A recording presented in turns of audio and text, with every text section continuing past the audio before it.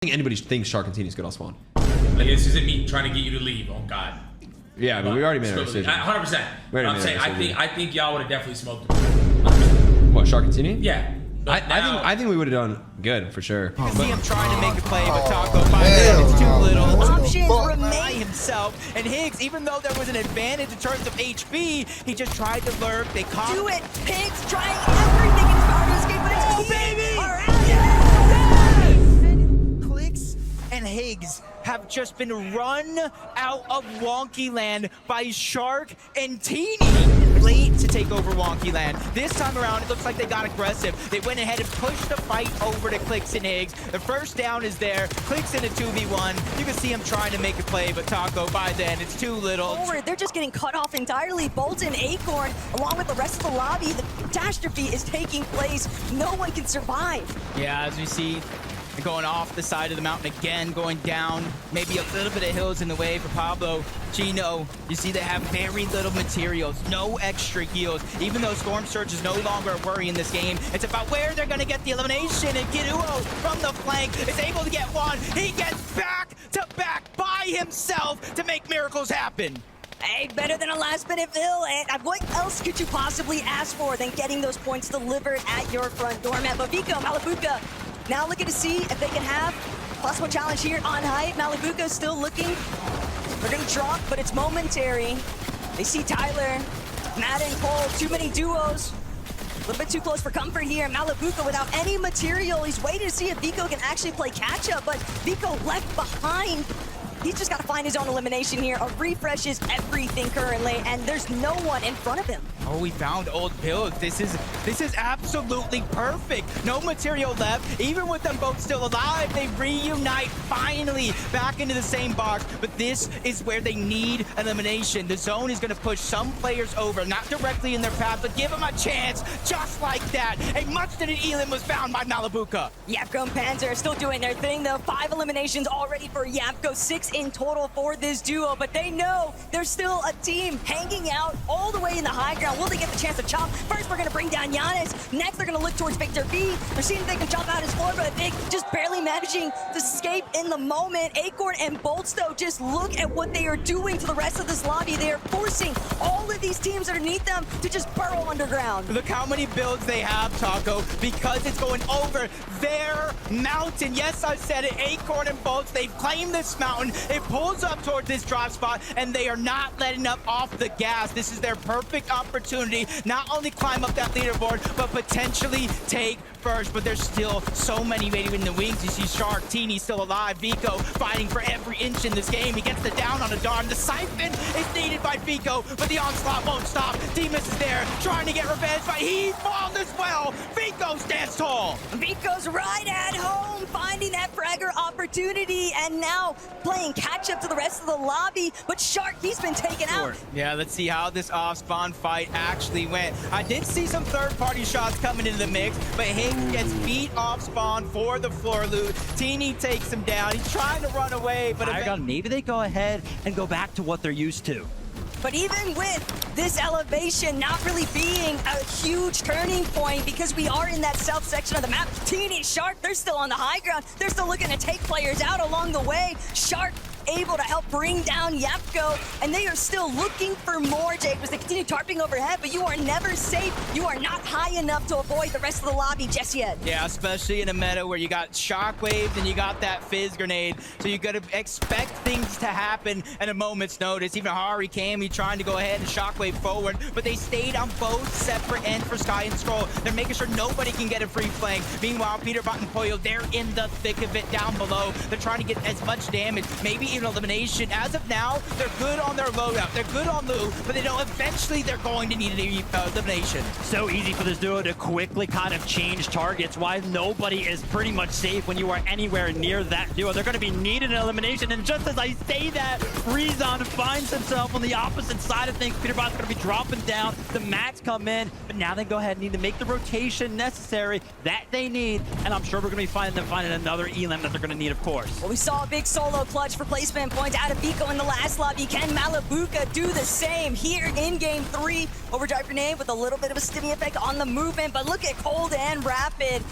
isolated in the mid-ground, trying to take out players as they look back. Sky and Scroll, though, just left to their own devices here, completely trying to shut down what Greens and t3eny have going on, but instead, they'll find themselves looking to stay moving forward. They still want to control front side. They still want to make sure that nobody else is going to be able to take over. Yeah, sometimes for Sky and Scroll, you need to stumble before you wake up and start to play to your full potential. And this game is a real example of that. Same thing for Rapid and Cold. They won game 1, and then they had a huge hurdle in their path for game 2, and this is a chance to make up for it. Meanwhile, Vico, Malabuka, one of the most consistent teams we have still alive in this lobby, even as a solo, as Peterbot tries to run down one, but he's the one that ends up falling. Hoyo now alive, but shots coming in from all directions. You see him scrambling around, trying to build and protect himself until he officially runs out of mats. Wow, to see what Player can do right here, trying to find some sort of calm in the chaos right now as he takes one quick breath right here. Malabuka, no opportunity for him to kind of slow down right now. He's kind of feeling the pressure from duos all around him. He's going to be taking the opportunity to go ahead and jump into the storm as Scroll and Sky, look how comfortable these guys must feel. They have claimed the low ground. Thomas and Focus had the right idea. They wanted that front side line, but Hoyo still doing it. Resigns, taken out. Malabuka now as a solo won't be able to keep the ball rolling here. Sky finds that elimination, but now back on height. It's Rapid and Cold already looking to try and drop a little bit further. He wants the refreshes, he wants the eliminations. He knows that he can trust Rapid to just hold things down on height, but Hoyo trying to take out t3eny. It's an even exchange here, but Hoyo tangled here with Shark and t3eny, who have decided to just take the fight straight to them. They want to be direct. They've had so much success in these past 2 lobbies. The moment that they've instantly tried to collapse, but now it's Shark, 100 pump. That's going to be all of his shield. He has to fall back. He's waiting for t3eny to take the reins here, but t3eny, patented alert strategy, trying to see if he can find a separate angle, trying to see if he can get that closing shot onto Clix or Higgs. But for right now, the leverage sits entirely with Higgs and Clix. Yep, even though Shark and t3eny almost all but qualified here to Sunday, you can kind of see why. They're just trying to shut down Clix and Higgs, not let them feel comfortable, get them out of the game early so that way they have a much harder chance making it through the lower bracket and eventually possibly contesting them. So it's really going to come down to how much Shark and t3eny want to continue to put this pressure down. On the flip side, though, for Clix and Higgs, I was talking to a couple of the co-streamers myself, from Boop to Faxity and Ozzy, to where it's like, what does Clix and Higgs need to do? And right now, we kind of all were agreeing. You either need to fight Shark and t3eny, or you just need to run away. And right now, it looks like they're going to fight Shark and t3eny. Absolutely. They do have the position as they currently kind of get out from the boxes that they have been sitting in for so long. They now officially have the higher ground, but t3eny's looking to take the fight to Clix. He gets one shot in, gets a shot on the Higgs as well. He's done so much damage that they've got the advantage, but Clix does get a little bit of a return shot. That's going to be 58 damage towards his way. Shark's going to have the advantage right now. He's going to be coming in with a spray. Clix is looking a little bit lost. He has no materials to work with. He's going to be playing zero build as he does get knocked. The problem there is that Clix is looking one way, but Shark and t3eny, they've got him straight in the middle, and Higgs, only so many options remain here currently because Shark, he's immediately trying to get on the impressor one more time, 100 pump, and that's going to do it. Higgs trying everything in his power to escape, but it's Clix who gets pickaxed in those final moments. Clix and Higgs have left the lobby so early in game 4.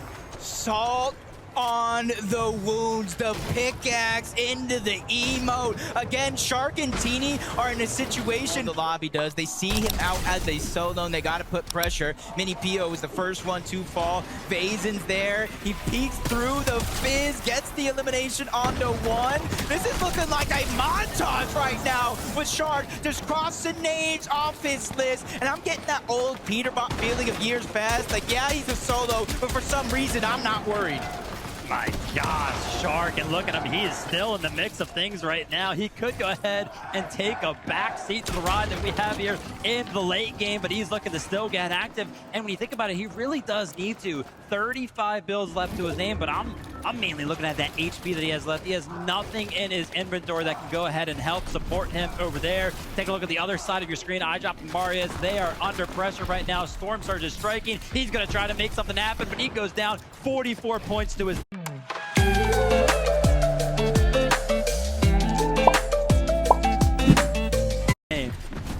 I'm starting to feel like Vico might have heard he was leading in eliminations. They're tied, and now he's like, nah, I want to be first place instead, but Malabuka's still looking to play catch up, and even still, Shark all by his lonesome. But with the way that he's playing, he's got the confidence of 2 behind him. It's evident in all of his movements, even gonna get an opportunity to try and replenish some of his loadout off of these vending machines. But trouble might strike when you least expect it, and Malibuca Vico have just been completely causing so much chaos in this lobby. Finally, gonna catch a little bit of punishment for it. Slightly greedy with their wraparound, looking to not tarp it out fully. So they were spotted, lit up a bit, but still 712 above. They don't care about the surge. Yeah, even if they go down here, I almost all but 100% got their spot secured. 200 points, almost leading the pack. If they win this game,